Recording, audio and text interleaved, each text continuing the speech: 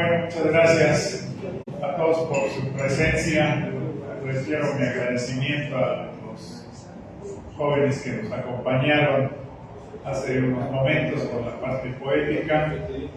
Y ahora vamos a entrar al tema de la democracia en México. Hay un libro, mejor quién es el autor, que así se llama, La democracia en México, escrito allá por los años 70 del siglo pasado, en donde se hace un análisis detallado de las diferentes fuerzas políticas que influyen a la hora de la determinación. Es decir, no solo los partidos políticos, sino también la iglesia, el ejército, las organizaciones populares, en fin. Y como todos sabemos, en los últimos años se ha hablado mucho de la transición a la democracia, se ha planteado que ha habido una reformulación de nuestros estilos de vida. Bueno, incluso por voz del presidente de la República se habla de que estamos en la construcción de un nuevo proyecto de nación, la autodenominada Cuarta Transformación. E independientemente de las características que esta pudiera tener en el terreno económico, financiero, de salud, de educación, en fin, un tema central tiene que ver justamente con la toma de decisiones. Esto es con la forma en que se ejerce la democracia en nuestro país. Es un tema amplio. Cuando me permití invitar aquí al licenciado Ernesto García para que nos hablara de este tema, le decía yo que en realidad va a ser una primera aproximación, porque tengo la firme intención más adelante realizar más en forma un coloquio en donde puedan concurrir diferentes voces que nos pudieran dar sus diferentes puntos de vista sobre lo que es la democracia en México, cómo ésta se está desarrollando y desde luego abordarla no en el entendido de que se limita a la cuestión de los partidos políticos, que también hay que analizarlos, sino más bien sobre cómo entender la democracia y cómo la podemos radicalizar si es que realmente queremos vivir en un país que pueda ser definido como país democrático. Bueno, este es nada más un pequeño acercamiento al tema, o más bien sobre la importancia del tema, porque quien nos va a hacer el favor de hablar, aquí se encuentra ya a mi derecha, es el licenciado Ernesto García Hernández. Él es egresado de la UAP, ¿sí? Egresado de la Universidad Autónoma de Puebla, del área de Administración y Ciencias Políticas. Es además integrante, dirigente, mejor dicho, de la Asociación Opción Ciudadana y un observador crítico e incisivo sobre, yo creo que a nivel nacional, pero desde luego lo que yo le conozco, lo que he platicado con él es sobre la política en el estado de Puebla, que también tiene, como dice por ahí, sus versiones. Entonces, sin más, le cedo la palabra a él. Disponemos de una hora, entonces si él decide cubrir la hora está bien, no hay problema, y si considera que es prudente que algunos de ustedes pudieran hacer algún comentario o pregunta, le pediría que pudiera abreviar unos 15 minutos para dar opción a posibles comentarios o preguntas. Entonces, maestro, adelante. Gracias, maestro Daniel Alcántara León, Jorge Daniel Alcántara León. Gracias a los asistentes presenciales y a los asistentes virtuales que se encuentran esta tarde. Tratándose del nombre del encuentro actual, tertulia, una reunión de personas que se juntan habitualmente para conversar sobre algún tema, donde el objeto es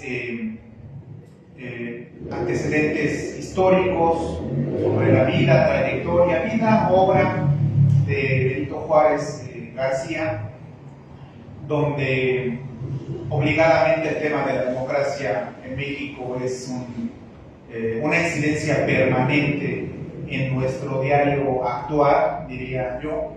Es que me permití preparar algunos comentarios derivados, sí, de algunos conceptos plasmados en algunas obras que en el desarrollo de la presente interacción me permitiré referir. Obligada es la discusión, ya que de la discusión nace la luz, según Emilio Frugoni. De acuerdo a algunos antecedentes del Instituto Nacional de Estudios Históricos de las Revoluciones de México, y como es del pleno conocimiento de la mayoría de los mexicanos, pues Benito Juárez fue presidente de nuestro país entre el 21 de enero de 1858 y el 18 de julio de 1872.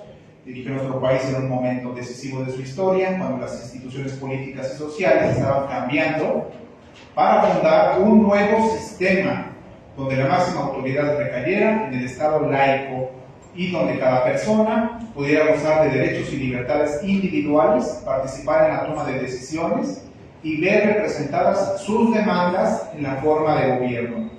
Transitar a este proceso de cambio fue difícil por el trabajo que costó construir las bases de las nuevas instituciones y también por las resistencias que opusieron amplios sectores de la población que veían en las reformas una amenaza a sus intereses, como hasta hoy existen.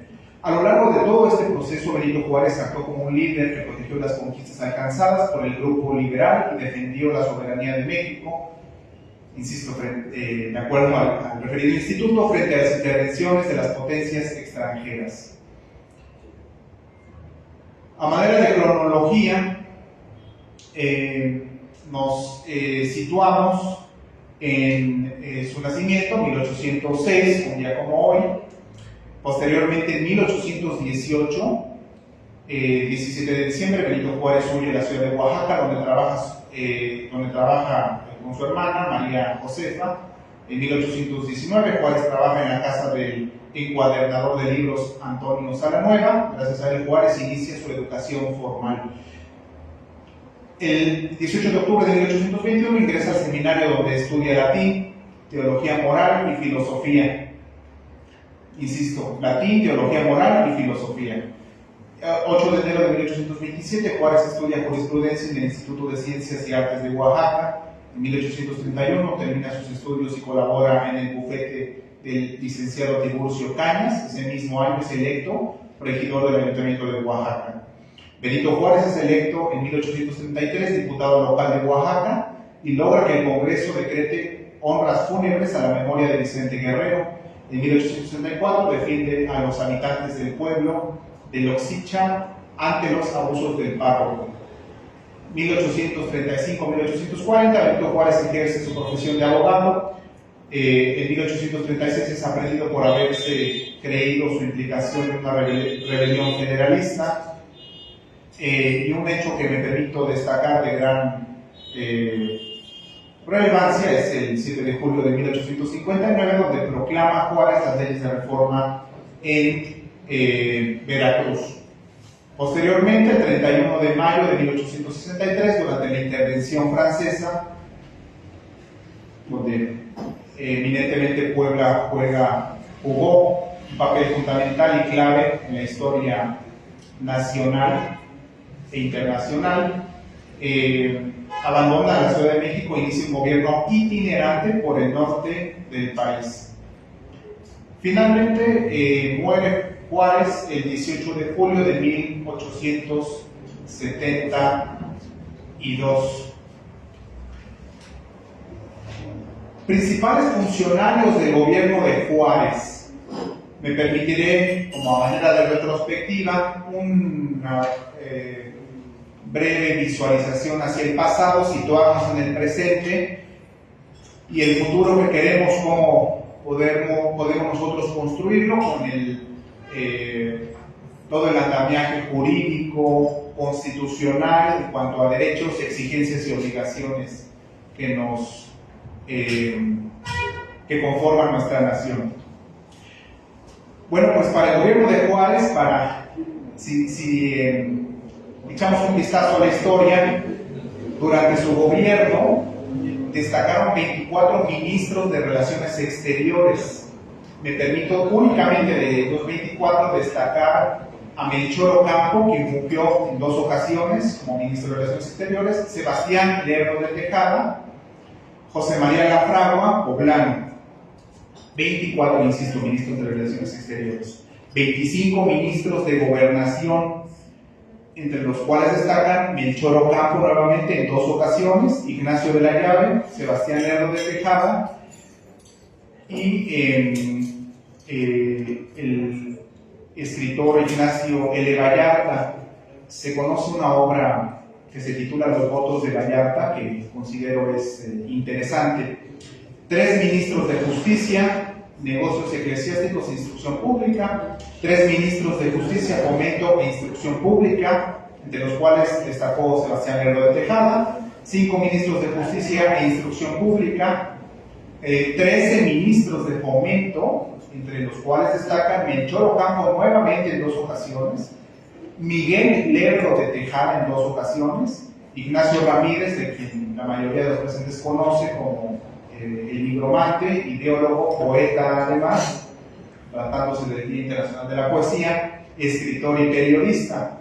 16 ministros de Guerra y Marina, entre los que destacan Melchor Ocampo nuevamente, Ignacio de la Llave, Ignacio Zaragoza, como es conocido, e Ignacio Comonfort. Y finalmente, el ministerio que albergó mayor número de funcionarios o de cambios fueron 29 ministros de Hacienda. Guillermo Prieto, también del cual se refirió en este momento, poeta además. Guillermo Prieto en 3 ocasiones fungió como ministro de Hacienda, Miguel Lerdo de Tejada en 2 ocasiones y Melchor Ocampo nuevamente. Me permití rescatar estos antecedentes dado que en los tiempos actuales parecería que ante el cambio de funcionarios como parte de la administración pública federal, centralizada, descentralizada, desconcentrada, paraestatal, parecería que el exceso de cambios podrían referir a eventualmente crisis de gobernabilidad traducida en ingobernabilidad. Conocemos los sucesos del pasado que atañen al siglo XIX, pero 29 ministros de Hacienda en todo el periodo de Juárez considero es un dato interesante. Posteriormente, ya dar un vistazo perteneciente a los integrantes del gobierno de Juárez. Bueno, pues me permití rescatar este documento, una recepción profesional del licenciado Sebastián Lerdo de Tejada, que data del año 1976. En este documento se describe un examen realizado a Sebastián Lerdo de Tejada para acreditar sus estudios del examen en grado de jurisprudencia. Se le denomina el bachiller don Sebastián Lerdo de Tejada. Y es para mí interesante porque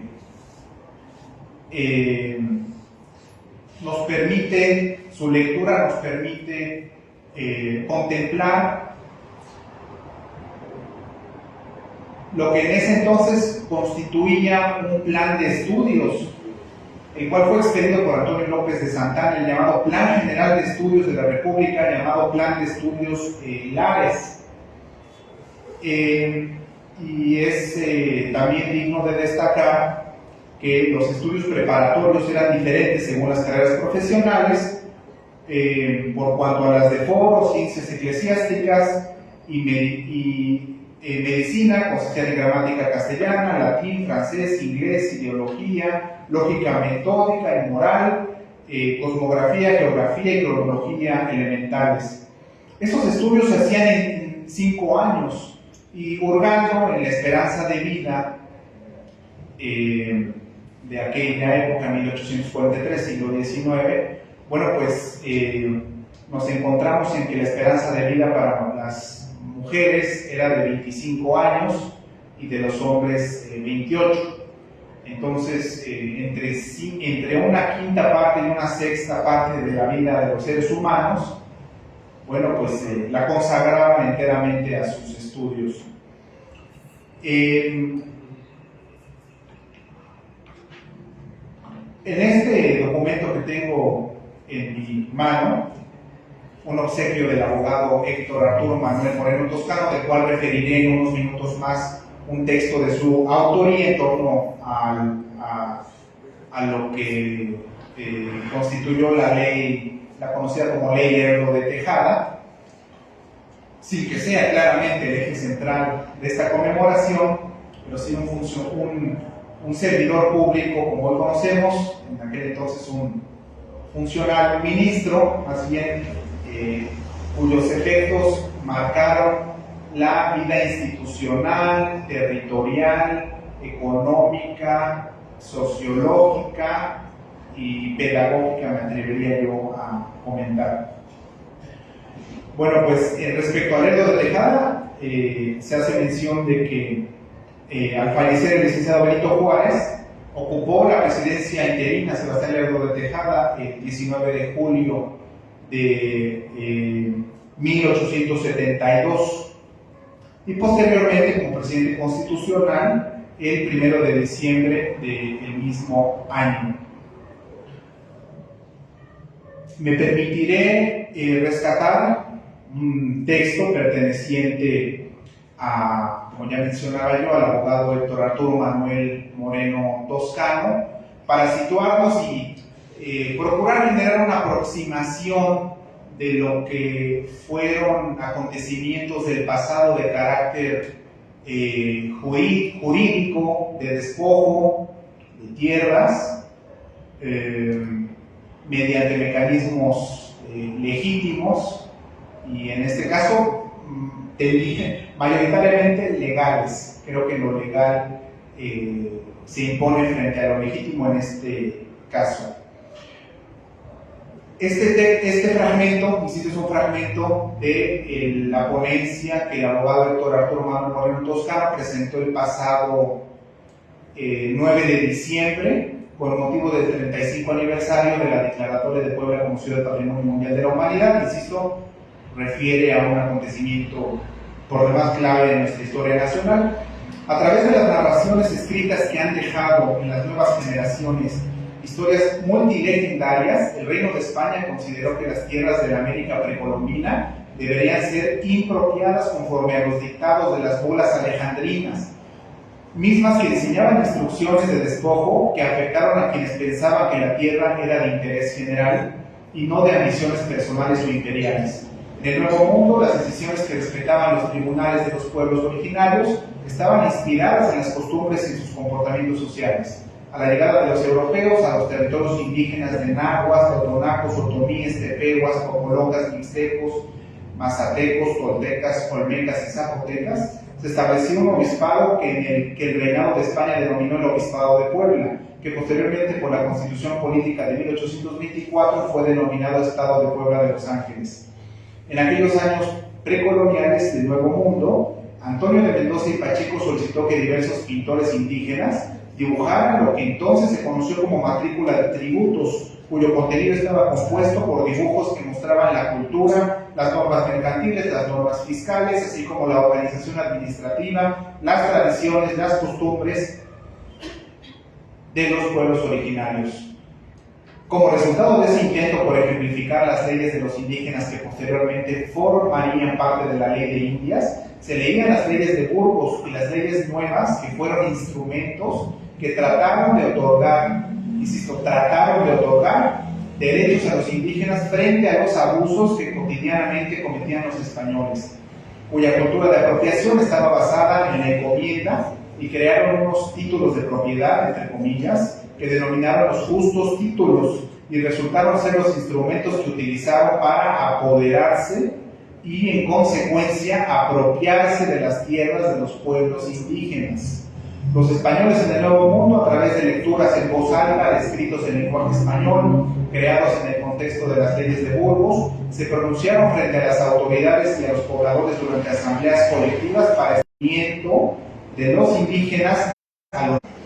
El 2 de junio de 1537, 6 años después de la primera fundación de la ciudad de Puebla, a través de la Bula Sublimis Deus de Pablo III, se prohibió la esclavización de los indios y se estableció que tenían derecho a la libertad, a disponer de sus posesiones y derecho a seguir la fe cristiana predicada a través de las lecturas y mediante métodos pacíficos, evitando todo tipo de crueldad. A partir de 1776, la Contaduría de Propios y Arbitrios, dando varios pasos atrás, requirió a los alcaldes para que remitieran a la Ciudad de México los estados financieros. Como hoy sabemos que los estados financieros conforman las cuentas públicas de las administraciones públicas respectivas, los estados financieros de los pueblos originarios y de las poblaciones de indígenas. Para fundamentarse, utilizaron las ordenanzas de intendentes de la corona española que contenía un reglamento de bienes de las comunidades indígenas. Otro paso más hacia atrás lo suscribió el propio Miguel Hidalgo, cuando el 25 de junio de 1856 el presidente Ignacio de Montfort, mediante la expedición de la Ley Lerdo, publicada bajo la denominación de la Ley de Desamortización de las Fincas Rústicas y Urbanas de las Corporaciones Civiles y Religiosas de México, que dispuso que la nación mexicana, para liberarse del poder español y volverse soberana, debe hacer que las tierras de los indígenas se conviertan en espacios de desarrollo y de progreso, abrigado por esa retórica de arrebato, repito, arrebato, despojo y o expropio de bienes y territorios de comunidades indígenas. Parecería que es nuevo en algunas circunstancias, dado que actualmente en Santa Clara, Ocoyucan, por iniciativa de Grupo Proyecta, se pretende despojar y se ha atentado contra por aquellos campesinos, ciudadanos que son poseedores de la tierra, y a su vez atentando contra el propio ecosistema, contra algunas especies de anfibios y reptiles. Esa ley Lerdo fue reglamentada el 30 de julio de 1856. Consideró que las tierras de los pueblos originarios y de las parcialidades de las poblaciones indígenas a través de un reglamento podrían ser consideradas como afectables. También fue la ley Lerdo el instrumento legal con el que se arrebató y despojó a las poblaciones indígenas de la personalidad jurídica que legalmente era necesaria para enfrentarse contra los europeos en los tribunales, a fin de defender sus tierras para conservarlas. Esa fue la llave que aprovechó la reforma, entre comillas, para colocar bajo el dominio de autoridades establecidas los recursos naturales, agua, bosques y tierras de las poblaciones y comunidades indígenas. Hoy me permito manifestar la incidencia que ha tenido el Parlamento Comunitario por los Derechos de la Naturaleza a favor de los territorios que albergan algunas especies, anfibios, reptiles, pero también el tema del derecho humano al agua. Otro de los propósitos de esa ley Lerdo fue convertir los bienes inmuebles y las tierras de las comunidades indígenas en mercancías comerciales para obtener dinero para las vacías arcas del gobierno y adjudicarlas en favor de quienes tuvieran recursos para colonizarlas. Las compañías deslindadoras disfrazaron el negocio de vender tierras de pueblos y de comunidades indígenas a terratenientes españoles y a servidores públicos que en aquellos tiempos trabajaban para el gobierno. Eran amigos de los del gobierno o estaban asociados con el gobierno. Es puntual afirmar que durante el siglo XIX, exactamente entre los años 1855 y 1861, se operó mediante una diversidad de leyes y reglamentos denominadas comúnmente reconocidos como las leyes de reforma. El más desastroso, y repito, el más desastroso despojo de tierras de pueblos y de comunidades indígenas y la más deshonesta concentración en manos de terratenientes de las tierras y de los inmuebles, en perjuicio, en detrimento, en propia afectación de pueblos, de comunidades indígenas, de colegios y de conventos que estaban ligados con el proceso de evangelización colonial. A finales del siglo XIX, aproximadamente en 1893, el gobierno promovió como elemento central de política hídrica y agraria la ocupación y colonización de territorios de pueblos y de comunidades indígenas. Esa acción sirvió como instrumento para hacer creer en la mente de políticos, intelectuales y gobernantes de la época que los territorios de los pueblos originarios y de las poblaciones indígenas eran, entre comillas, propiedad de la nación.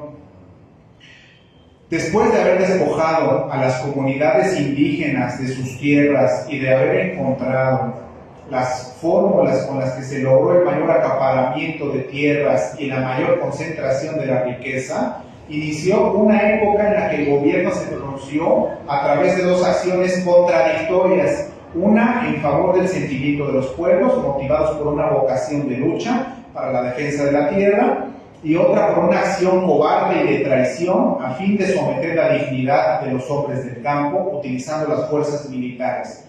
Luego de varios años de descontentos y rebeliones, el ideario campesino fue nuevamente sometido a esquemas engañosos de titulación de la tierra.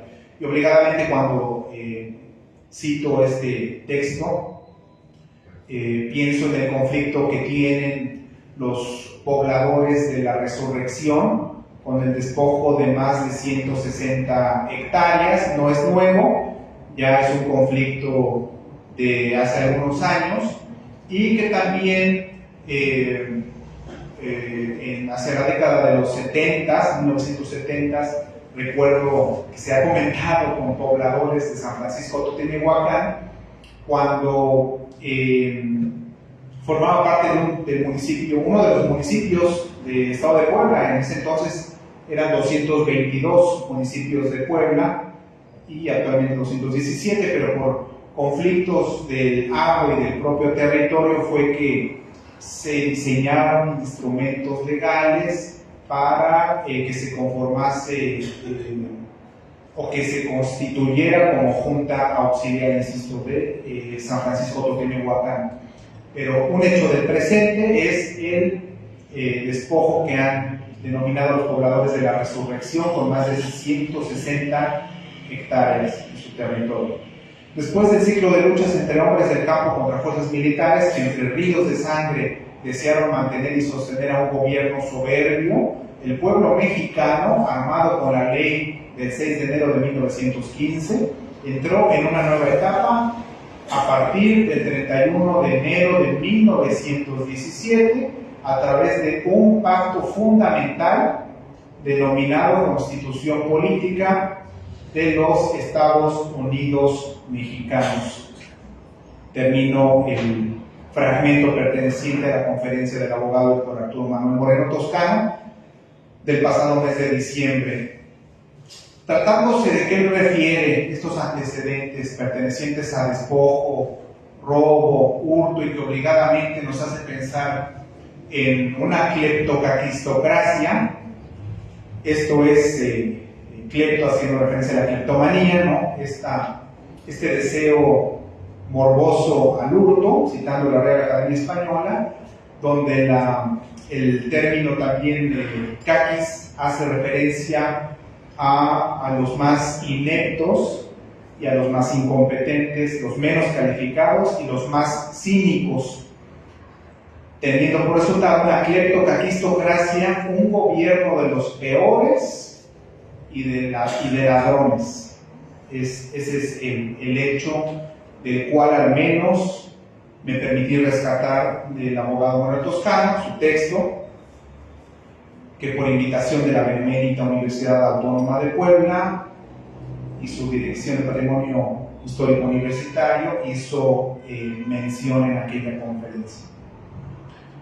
¿En dónde nos encontramos hoy o en dónde nos situamos hoy? Como ya mencionaba yo al inicio de mi intervención, un vistazo al pasado a manera de retrospectivas y contar con datos, o al menos una visión distinta de lo que muchas veces se nos ha comentado, existen otras visiones también acerca de Juárez,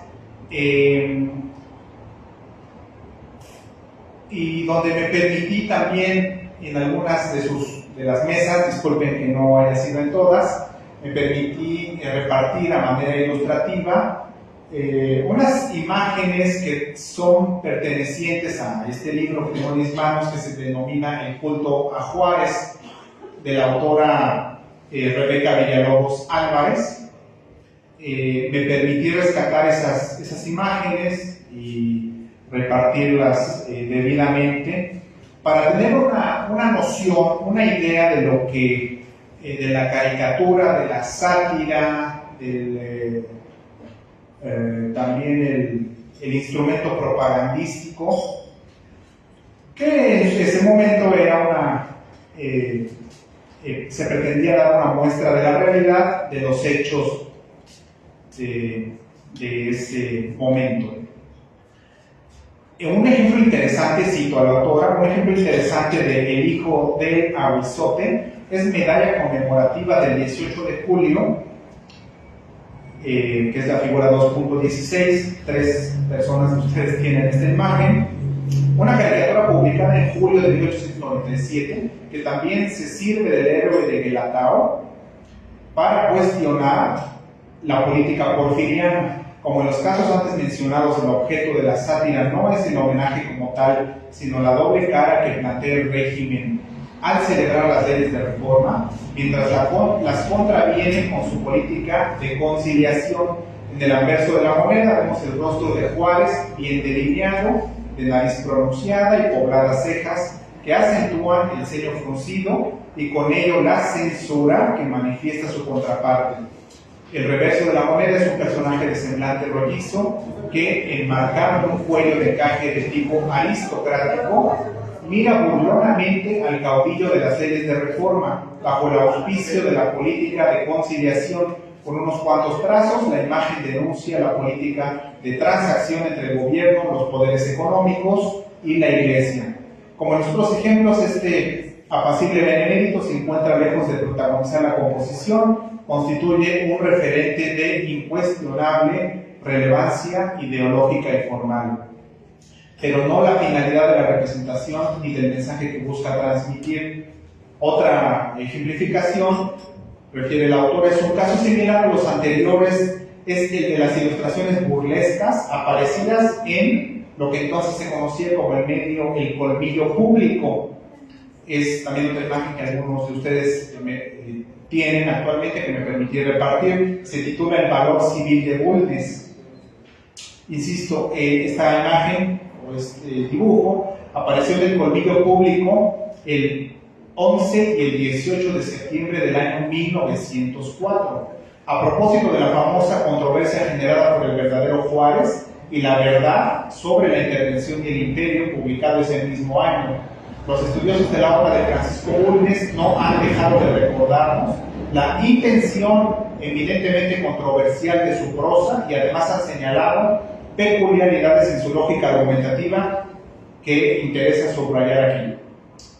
Rogelio Jiménez Marce, por ejemplo, destaca la utilización de la figura retórica del oxímoron como uno de los componentes más importantes del discurso histórico de Bulnes. El recurso involucra, en términos generales, la articulación de significados opuestos en una misma expresión. En algunos casos, el oxímoron se utiliza como un artificio poético, repito, poético, que diversifica el sentido de las palabras, como en la frase sueño de los despiertos. En otros se configura como ironía, tal como ocurre, por ejemplo, en la gráfica medalla conmemorativa el 18 de julio que ya refería yo y que algunos de ustedes han visualizado. La retórica de Bulnes echa mano del sarcasmo en este mismo sentido y construye una serie de predicados sobre Juárez y su obra que, de acuerdo con Jiménez Marce, tenía la finalidad de entrar en contradicción con las ideas predominantes. El vituperio al que fue sometida la figura idealizada del político oaxaqueño en la retórica de Bulnes involucra un compromiso con el alegato antes que con el encomio o la deliberación. Supone, como en todos los casos referidos, el recurso de la antinomia. Prefiero el uso, dice la autora, de este último término antes que de la dialéctica, porque considero que esta oposición entre contrarios es irreductible a criterios lógicos. La única salida posible ante el oxímoron de Bulnes o las dicotomías del hijo del agua y Sote es la adhesión política partidaria a una u otra postura sin posibilidades de establecer una suerte de justo medio. Tratándose de nuestra constitución vigente, nuestro texto vigente, como la mayoría de los presentes saben, se divide en dogmática y orgánica. Del artículo 1 al 39 es lo que es conocido como la parte dogmática, y del artículo 40 al 137 la parte orgánica. Me permito leer la definición de dogma, de acuerdo a la Real Academia Española: proposición tenida por cierta y como principio innegable. Una segunda definición: conjunto de creencias de carácter indiscutible y obligado para los seguidores de cualquier religión. Bueno, pues tratándose de que el tema de discusión es la democracia en México y la plena vigencia de el Estado, y que el Estado lo conforma el territorio, el pueblo y las leyes que dan producto al propio gobierno, bueno, me permito citar el artículo 25 de nuestra Constitución, texto vigente, que corresponde al Estado la rectoría del desarrollo nacional para garantizar que éste sea integral, sustentable, que fortalezca la soberanía de la nación y su régimen democrático, y que mediante la competitividad, habría que ver cuál es el sentido estricto de competitividad en este caso, el fomento del crecimiento económico y el empleo y una más justa distribución del ingreso y la riqueza, permita el pleno del ejercicio de la libertad y la dignidad de los individuos, grupos y clases sociales, cuya seguridad protege esta Constitución. Aquí refiere: la competitividad se entenderá como el conjunto de condiciones necesarias para generar un mayor crecimiento económico, promoviendo la inversión y la generación de empleo.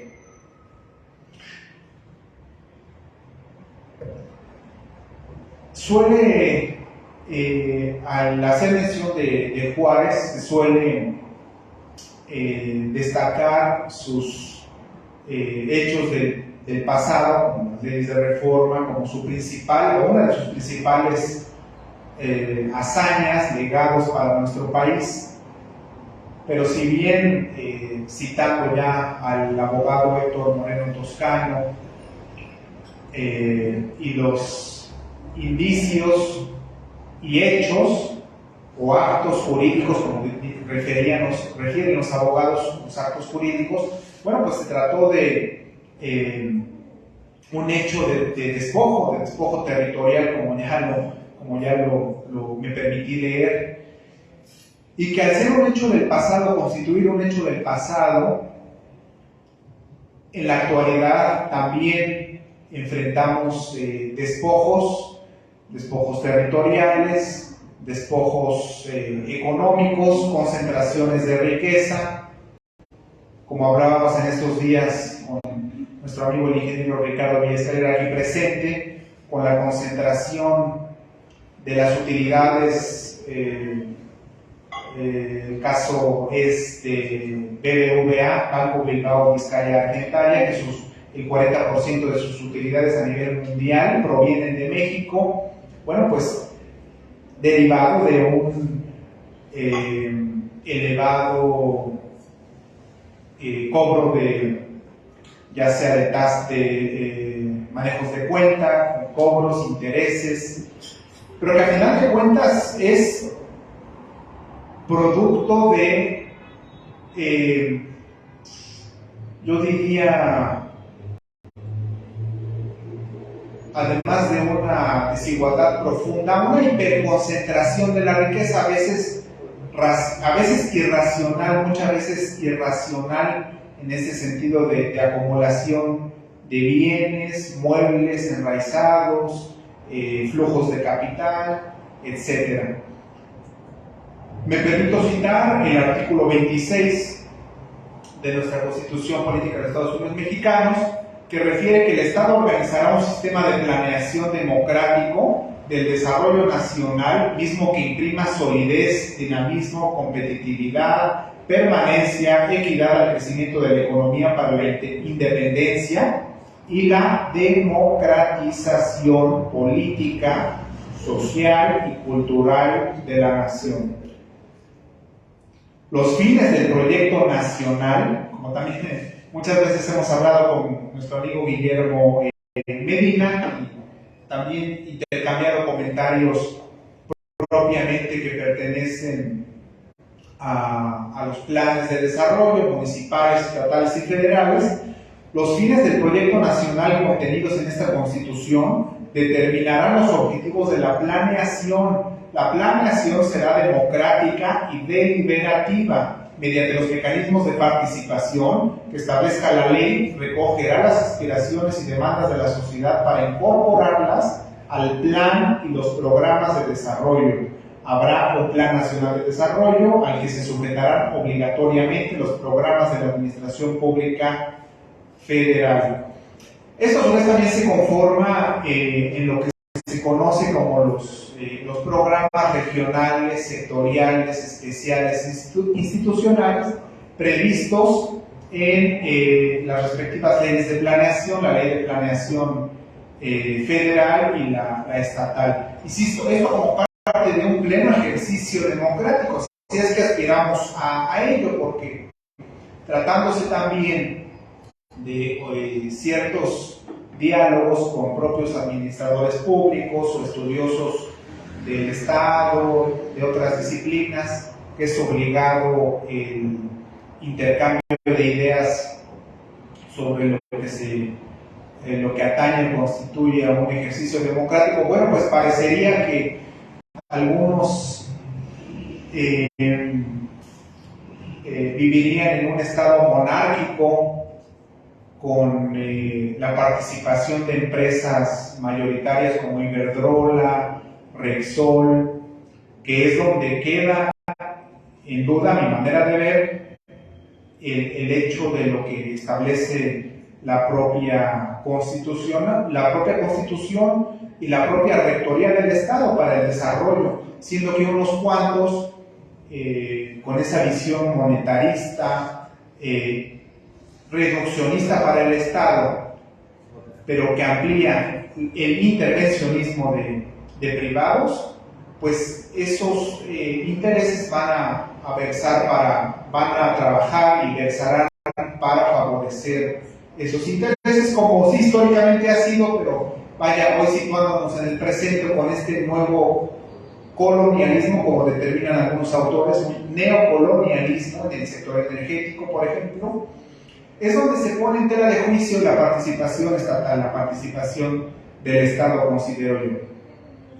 Bueno, y tratándose del propio ejercicio para un desarrollo democrático, si es que aspiramos a hacerlo, porque insisto, muchas veces en ese intercambio de ideas con colegas, amigos,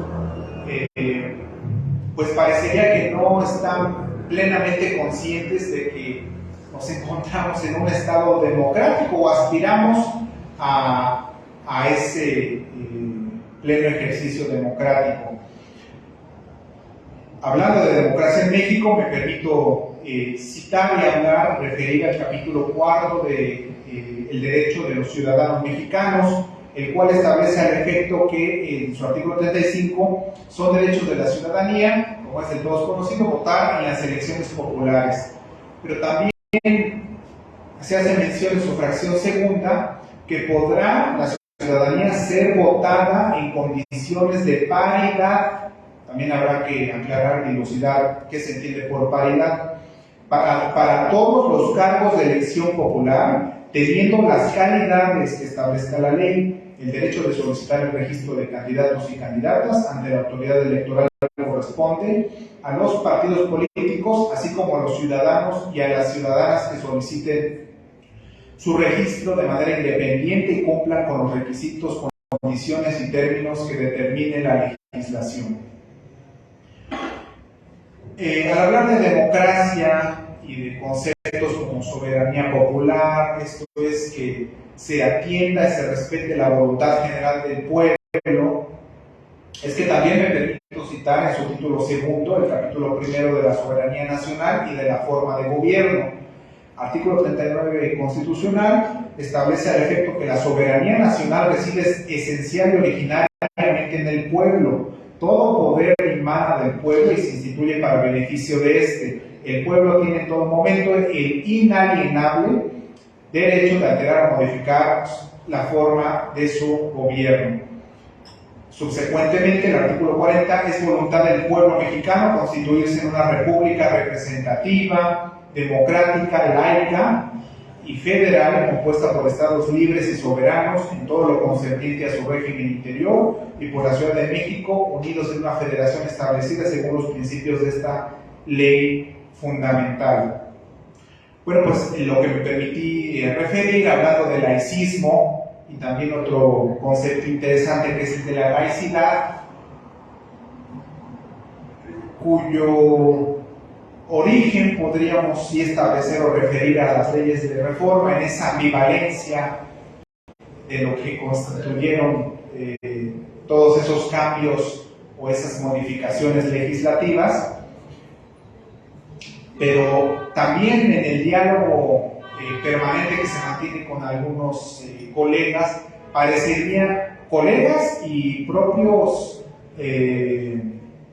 representantes populares, algunos de ellos olvidarían que vivimos en un estado laico, hablando en Jalisco concretamente de 3 legisladores. Es un hecho de dominio público, y lo público, considero yo, debe discutirse en ese ánimo de generar crítica, autocrítica, y lo que es propiamente la dialéctica, tesis, antítesis, y generar la síntesis.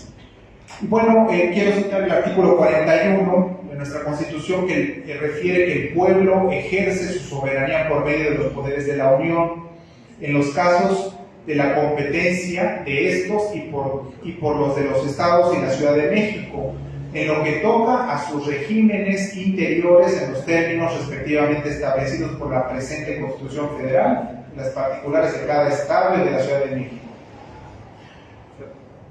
Me permito referir la función de los partidos políticos, tratándose de que en su fracción primera de este artículo 41, los partidos políticos son entidades de interés público. La ley determinará las normas y requisitos para su registro legal, las formas específicas de su intervención en el proceso electoral y los derechos, obligaciones y prerrogativas que les corresponden. En la postulación de sus candidaturas se observará el principio de paridad de género. Los partidos políticos tienen como fin promover la participación, y repito, tienen como fin promover la participación del pueblo en la vida democrática, fomentar el principio de paridad de género, contribuir a la integración de los órganos de representación política y como organizaciones ciudadanas hacer posible su acceso al ejercicio del poder público, de acuerdo con los programas, principios e ideas que postulan y mediante sufragio universal, libre, secreto y directo, así como con las reglas que marque la ley electoral para garantizar la paridad de género. Es de la mayoría de los presentes conocido que cada partido político debe contar por ley con su ideología, plan de acción y sus estatutos, y que hoy por hoy, ante esta crisis de partidos, a mi manera de ver, a mi apreciación, habrá que, ahora en unos minutos, ya que se desarrolle un diálogo, un intercambio de ideas para determinar algunos criterios, reforzar o corregir los existentes. Bueno, pues es, a mi manera de ver, ya decía yo, una crisis que los partidos políticos ya enfrentan, pero creo que se está agravando ante cada proceso electoral. Se agrava esa legitimidad traducida y entendida como aceptación social hacia el pueblo, ya que cada vez más menos representan la voluntad general del pueblo. En su artículo 41, la fracción quinta, el apartado A, habla sobre el Instituto Nacional Electoral como esta institución perteneciente a nuestro institucionalismo nacional, sobre su conformación, y estamos ya unos días de cambios importantes al interior de este instituto, y donde me permito referir que establece esta fracción quinta, ya decía yo, en su apartado A del artículo 41, que el consejero presidente y los consejeros electorales durarán en su cargo 9 años y no podrán ser reelectos. Serán electos por el voto de las 2/3 partes de los miembros presentes de la Cámara de Diputados mediante el siguiente procedimiento. Bueno, lo determina, lo omitiré para comentar algunas consideraciones. Como nación contamos con la propia democracia participativa, representativa y democracia directa. En este ejercicio de la elección de consejeros en el referido instituto, bueno, pues está desarrollando o tiende a desarrollarse un ejercicio de democracia representativa, ya que los 500 diputados que ejercen la función, la atribución de legislar, fueron electos por el pueblo, y en el entendido de que su votación representará las exigencias, demandas y la voluntad general del pueblo, es que se tiende, ya decía yo, a desarrollarse un ejercicio democrático de representatividad. En unos días se estará enfrentando este proceso, se conformará como lo establece la ley, la fracción quinta que ya refería yo en su apartado A del artículo 41, la conformación de un comité técnico de evaluación. Entonces se desarrollará un ejercicio de democracia representativa. Hablando de democracia participativa, para los administradores públicos es conocido la participación del pueblo, de la ciudadanía de manera directa, para conformar el presupuesto participativo. Es decir, que el ciudadano sea parte y establezca esa ruta, esa orientación para el gasto público. Conocido también otra figura como presupuesto basado en resultados o presupuesto base cero, pero me quiero centrar en el presupuesto participativo, donde el ciudadano cuenta con esa posibilidad para ejercer la democracia participativa. También figuras importantes como o ejercicios como el referéndum, plebiscito, la silla ciudadana, donde me permito hacer un llamado. En nuestro estado no contamos con una ley de participación ciudadana. Somos el estado que carece de una ley de participación ciudadana. Sí contamos con consejos de participación ciudadana en los ayuntamientos pertenecientes a los municipios, pero una ley de participación ciudadana no contamos aún. Me permito referir un hecho del presente. Como grupo de ciudadanos aquí presentes nos hemos permitido solicitar audiencias con el diputado local encargado de dirigir, que preside la Comisión de Participación Ciudadana y Combate a la Corrupción, para acercarle una propuesta de ley para que se legisle en breve, ya que esta ley de participación ciudadana de discutirse, atravesar todo el proceso legislativo, su discusión, promulgación, entrada en vigor, contaríamos ya con estas figuras, estos mecanismos, concretamente de participación ciudadana, ya decía yo, referéndum, plebiscito, revocación de mandato, etc. Desde el año 2018 se discutió como parte de una agenda en las respectivas campañas. Se pretende recoger ese sentir popular, este tema, y bueno, pues a 5 años de distancia, una inexistencia en esta ley. Para ir concluyendo mi intervención, y si lo permite el maestro Jorge Daniel Alcántara León, las cuestiones de tiempo, abrir la discusión. Bueno, pues me permito citar a nuestra Constitución Política del Estado Libre y Soberano de Puebla, donde refiere en su artículo 2 que el Estado adopta para su régimen interior la forma de gobierno republicano, representativo, laico, democrático y popular, teniendo como bases de su organización política y administrativa el municipio libre.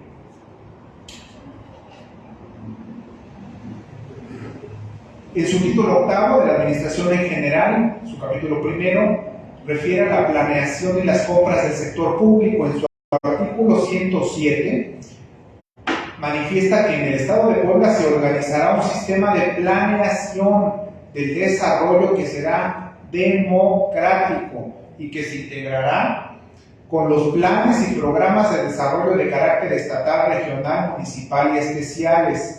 La ley secundaria establecerá los mecanismos para que el gobierno del Estado y los de cada municipio recojan las aspiraciones y demandas de los diversos sectores y los incorporen para su observancia en sus respectivos planes y programas de desarrollo.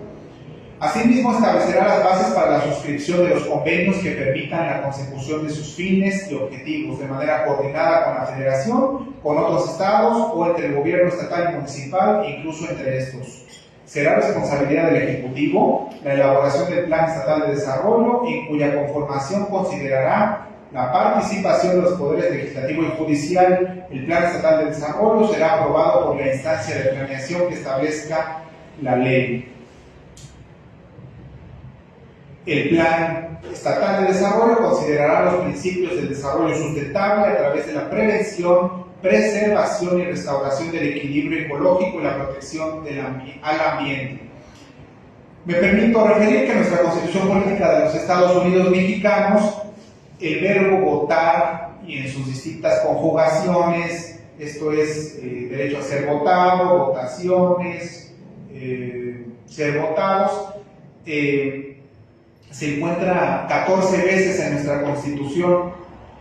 Y el concepto de democracia también en sus diferentes derivaciones, como democrático, democratización, democráticamente, se encuentra 19 veces. Y en nuestra Constitución del Estado de Puebla, votar y sus derivaciones se encuentra 53 veces. Esto aquí es oportuno señalar, no necesariamente quiere decir que tratándose de una votación involucre directamente a los ciudadanos, ya sea pertenecientes a la lista nominal o al padrón electoral, sino que ustedes saben que los diputados locales ejercen su propia votación, los 41 diputados en nuestra Cámara. Insisto, 53 veces en nuestra Constitución del Estado Libre y Soberano de Puebla, y el concepto de democracia en nuestra Constitución también del Estado de Puebla se hace mención 7 veces. Comentaba el maestro Daniel Alcántara hace unos días sobre un artículo de la jornada titulado El volátil concepto de democracia, donde refiere, más bien de reciente publicación, 16 de marzo, refiere este artículo sobre el gran incremento de un habitante en Silicon Valley, la mayoría de los presentes saben, sobre la situación de Silicon Valley Bank, esta crisis económica, financiera, donde él refiere, este hombre que vivía a las afueras del Silicon Valley, que vivía en una casa donde pagaba $2,000 al mes de renta, y con la llegada de los millonarios la renta aumentó a $5,000. Y él refiere que quien llama a ese fenómeno, a ese aumento, insisto, de $2,000 a $5,000, quien llama una democracia, o es lo entendido como el sistema democrático estadounidense, se equivoca de manera rotunda, tratándose de que Silicon Valley es la región en el mundo con la mayor concentración de millonarios por metro cuadrado y a la vez, según el artículo, de más gente y familias que viven sin techo. Si hoy se quisiera plasmar una definición de lo que es la democracia, la opinión de ese trabajador desahuciado ofrecería acaso una medida bastante precisa: un sistema político y social capaz de garantizar una vida digna a la mayor parte de su población. Sin embargo, el concepto dominante de democracia no solo se aparta de esa visión, sino que se mueve en cierta manera en la dirección opuesta. En la semántica actual, se reduce a un sistema de partidos políticos que compiten por un mercado de votos, sin importar si se encuentra al servicio de élites y oligarquías económicas o no, incluso a costa del descuido de las mínimas garantías individuales, otra de las aberraciones introducidas por la retórica neoliberal en la esfera política.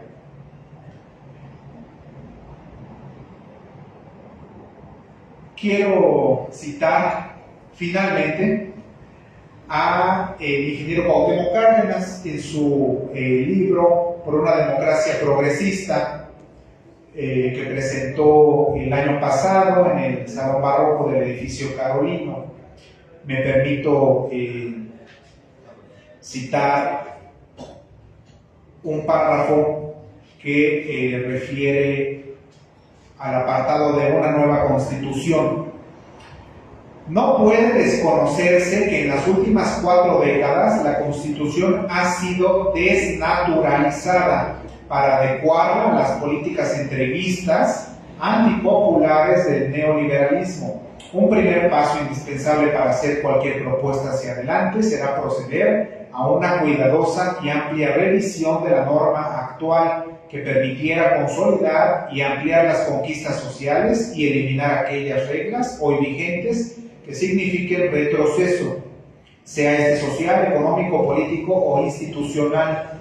Entre los retrocesos mayores destacan los correspondientes a las formas de tenencia de la tierra y los derechos agrarios, el acceso al suelo urbano, el control de la nación sobre los recursos naturales, estratégicos y su explotación, el papel del Estado en la producción y gestión de la infraestructura estratégica hidráulica, de comunicaciones, transportes y los servicios públicos esenciales, de educación y salud, la privatización de lo público, la planeación del desarrollo, los derechos de los pueblos indígenas y el sistema judicial. Cualquier reforma en la Constitución tendrá que verse con cuidado y responsabilidad. Habrá que estudiar qué puede recuperarse primero, qué mantenerse como estaba antes de las reformas neoliberales, que modificarse para quitar trabas al ejercicio de la soberanía o al desarrollo de la democracia.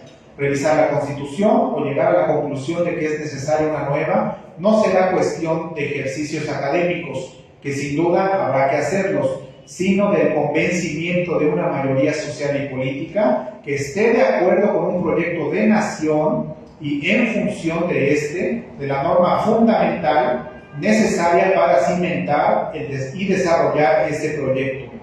La Constitución de 1857 rescató los principios fundacionales plasmados en la de 1824. La de 1917 rescató a su vez las cuestiones básicas y actualizó la de 1857. ¿Será que es tiempo ya de rescatar los principios fundamentales de la de 1917, actualizando nuestra Constitución y proyectándola hacia el futuro con una visión reivindicatoria de progreso y equidad. Vivimos actualmente uno de los momentos en que más se requiere que quienes se identifican como demócratas, progresistas, de izquierda, socialistas, juntos o separados de estos calificativos, se acerquen entre sí para analizar y discutir la problemática nacional. Debe abrirse un debate amplio sin exclusiones. Cada quien, individuo o colectivo, se autocalificará en su posición política e ideológica.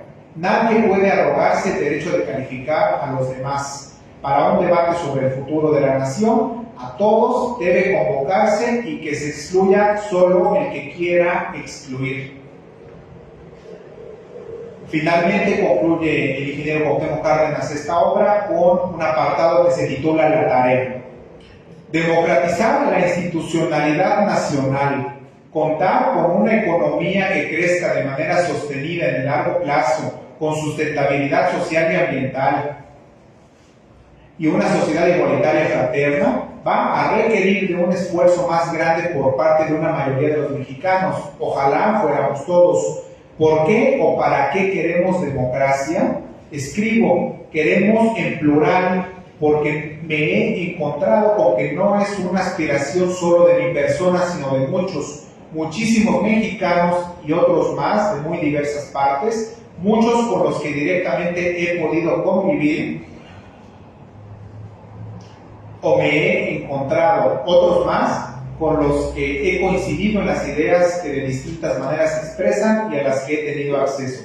Queremos democracia para vivir cada vez mejor, sin sobresaltos por carencias materiales, sin negación o pérdida de oportunidades para progresar, sin desastres prevenibles, en paz, con accesos satisfactorios de la más alta calidad. Queremos democracia que garantice nuestro trabajo también para hacer lo que nos interesa y nos gusta. Queremos democracia para, en las concepciones de cada quien, ser felices y para ello nos demos la mano unos a otros. La democracia que necesitamos hoy en México no puede ser sino una democracia construida colectivamente, como la construimos, y para ello hace falta una propuesta a partir de la cual abrir el debate y con base en este y los resultados de la discusión contemos con un proyecto a desarrollar. Puede pensarse en una gran convención nacional de la que solo se excluya quien quiere excluirse, de ir por ese camino, quién o quiénes convocan y cómo. Las páginas anteriores tienen el propósito de que se les considere como una propuesta abierta a la discusión, un primer borrador que contribuya para llegar a la elaboración colectiva de un proyecto de nación para el presente y para un futuro en el que se consolidarán los anhelos y los grandes logros de una auténtica democracia progresista. Ahora bien, edificar un proyecto de nación requiere de la concurrencia de muchos, por no decir de todos, es decir, de una mayoría política y social que esté convencida de las bondades del proyecto y que se encuentre dispuesta a dar su colaboración para ejecutarlo. Las primeras tareas entonces son empezar a discutir el proyecto y al mismo tiempo comenzar a conformar la mayoría social que lo respalde políticamente para llevarlo a la práctica. Finalmente, vistas así las cosas, es grande y será ardua la tarea de reconstrucción, construcción y reencauzamiento, políticas distintas a las que han estado vigentes en estas últimas 4 décadas, con objetivos diferentes para ir avanzando poco a poco, pero con la mayor celeridad posible, en la construcción de la democracia amplia, social, cultural, política, económica, progresista, contribución también para un mundo mejor, que hoy vemos distante, pero que es posible si efectivamente una mayoría de mexicanos nos decidimos a edificarla. Finalmente, en una semana, martes 28 de marzo, será presentada una propuesta a nivel nacional de la hoy oposición. De la hoy oposición será presentada esta propuesta. Considero yo, para abrir la discusión, si es posible, si es que hay algo de tiempo, que esta propuesta deberá ser sometida a consideración de los mexicanos, discutirse, en su caso enriquecerse, pero yo preguntaría, ¿es la única propuesta que hay? ¿Es la única propuesta a nivel nacional? Como tanto se ha hablado con el ingeniero Ricardo Villaescalera, un proyecto de unidad nacional, ¿será la única? De ser la única propuesta para el porvenir, o al menos para los próximos 6 años, bueno, pues nada habrá que hacer, más que, insisto, enriquecerla, aumentarla.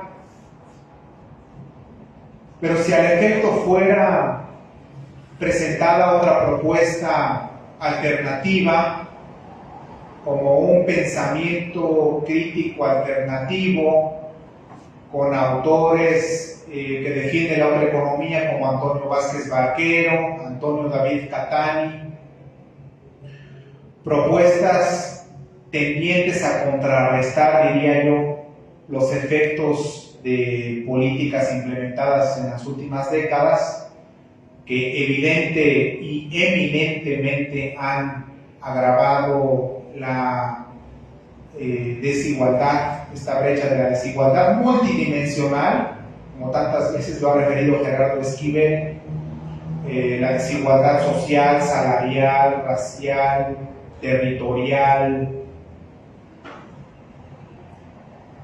Insisto, habrá que trabajar en proyecto de unidad nacional, donde todos seamos parte de ese proyecto, para tener un proyecto propio y no formar parte del proyecto de alguien más. Como parte de un proyecto de vida, necesario, yo considero, transitemos de esa deliberación a una acción social consensuada, con evidente cohesión, respaldo, legitimidad, para un pleno ejercicio democrático donde impere la vigencia de los derechos humanos, los derechos colectivos, el derecho al agua, a la tierra, el derecho al acceso a la información,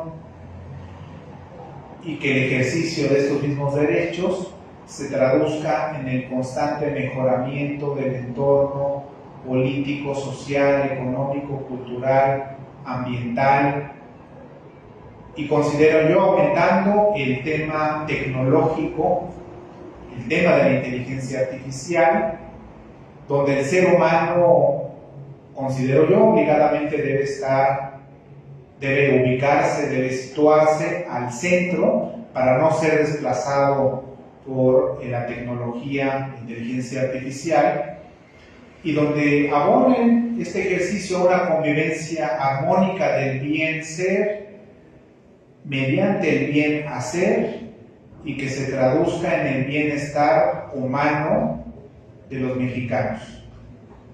Gracias.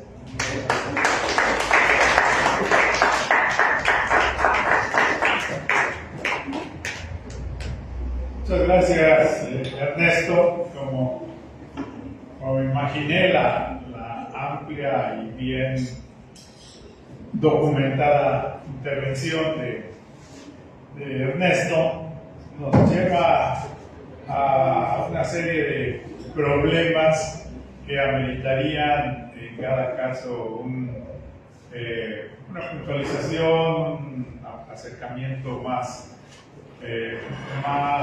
profundo, justamente para llegar a este debate al que él ha hecho referencia. Desde la composición que nos hace en la descripción de los gabinetes de Juárez, que son por un lado reflejo de las contradicciones que existían en el país, y al mismo tiempo reflejo de las contradicciones que en el seno del grupo, vamos a decir, del grupo de la Reforma se daban, ¿no? Es decir, las personalidades a las que él hace referencia, muchas de ellas, si no es que todas, con una amplia y reconocida trayectoria, que tuvieron conflictos entre ellos mismos y con el propio Juárez. Un análisis histórico sin duda interesante y apasionante. Por no decir hacia lo que finalmente nos lleva más adelante en la descripción muy detallada y pormenorizada que hace de los planteamientos establecidos en la Constitución y a las conclusiones que el propio ingeniero Cuauhtémoc Cárdenas llega en la necesidad de profundizar la democracia.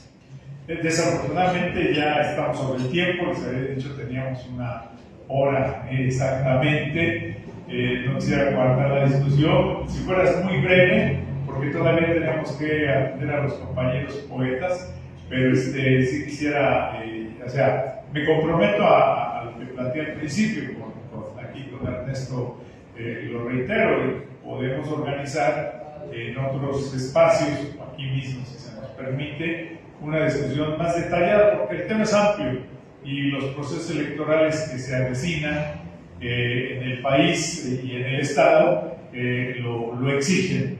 Entonces, insisto, ya estamos sobre el tiempo, pero tampoco quisiera cortar, si fueras muy breve, por favor. Bueno, gracias. Buenas tardes, buenas noches a todos. Soy profesor de deportes, escritor, luchador social y entrenador profesional de fútbol fin un tiempo. Ok, aquí Ernesto, licenciado Ernesto, planteaste muchas cosas, abanicos. Me vino a la reflexión cuando los mexicas llegaron allá del norte, que están emparentados con los hopis, se vienen hasta acá.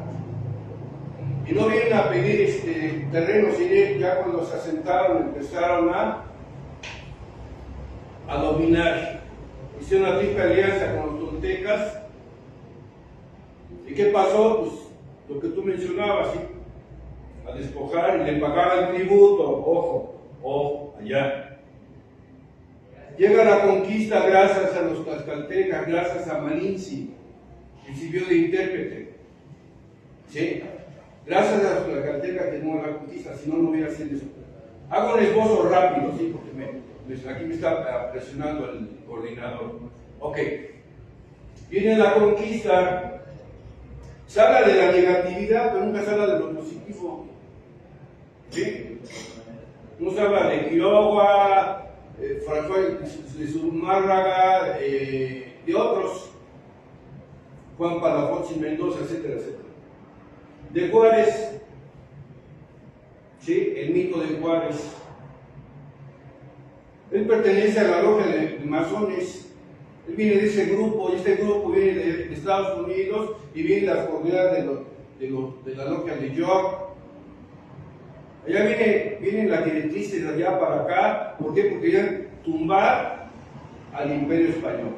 Y fueron precisamente, se prestaron líderes o guías, caudillos, entre ellos, ¿sí? Yo escuchaba una aberración apenas en la radio, no sé de quién era.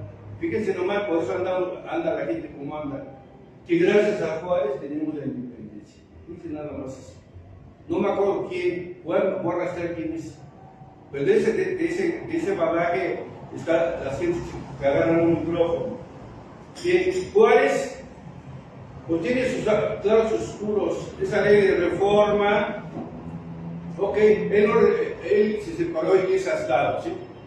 Muy bien, paramos. Pero luego te propio, ¿de qué equipo vienes? ¿Cuál respecto al derecho ajeno? ¿Es la paz? ¿Cuál? ¿Sí? Ese es Juárez. Maximiliano tampoco les defendía a los indígenas, a los más llamados indios, no estamos en la India, que, ¿sí? Hay un libro por ahí que se llama Las grandes tradiciones de Benito Juárez, de editorial Yus. Entonces Juárez como que le quieren dar deidad, ¿no? Una de como Tlatoani universal, etc. Entonces, creo que aquí tocó muchos puntos cerca, y hasta hice una guía así rápido, pero que estabas mencionando. Esas leyes de reforma, ya estamos viendo el resultado. Y la corona, y luego las proclamas, etcétera, etcétera. Ok, ha habido abusos y lo que sea, pero ha habido cosas buenas. Está la Fundación de Puebla, era tierra esto, era tierra, ¿sí? Y los aztecas vinieron a agarrar y a agarrarse el terreno y a someter a todos y les pagaban el tributo, ¿sí? Lo que mencionaba Ernesto, muchas veces lo hiciste reiterativo, son las coordenadas de York, las roques de York de Estados Unidos. Metieron las manotas para la independencia, metieron las manos para la revolución, la reforma. Ya vienen las coordenadas, o sea, no nos espantemos. De allá vienen, de allá. No es que aquí estemos mal o seamos tercero o cuarto mundistas, no, vienen de allá de Estados Unidos. Entonces, estábamos sometidos bajo ciertos intereses. A Porfirio Díaz se le tiró de lo que sean, pero gracias a él tenemos las bases del México hoy progresista que tenemos, no a Juárez. ¿Sí? Se cambia por intereses, son grupos de poder masones. Son los que están movieron allá en Rusia, tirando a los Ares. ¿Sí? Vamos a oír. En la Revolución Francesa, los masones. Entonces yo creo que hay que hacer una visión a través de la historia seria. ¿Qué está pasando? ¿No? ¿Hacia dónde vamos? ¿Dónde venimos? ¿Dónde llegamos? ¿Hacia dónde vamos? Hoy tenemos votaciones a mano alzada, que se cancele el aeropuerto, más de 300 mil millones de pesos, tirados así como. Y vamos a mano alzada. La Universidad de la UAP tiene muchos edificios, casas. ¿Sí? Esa universidad, ahí junto ahí, la compañera de los jesuitas, ¿por qué no se la da? Ya tiene su campo, ¿por qué se la da a los jesuitas? Ahí está, toma, esto es tuyo. Pues no, pues quiero más. Pues tú hablabas esto. Entonces, estamos hoy los políticos, desgraciadamente ya está agotada su sistema de política, ya está agotada. Hay que buscar opciones, y las opciones, que quieran o no, son los independientes. Es lo que hay que buscar.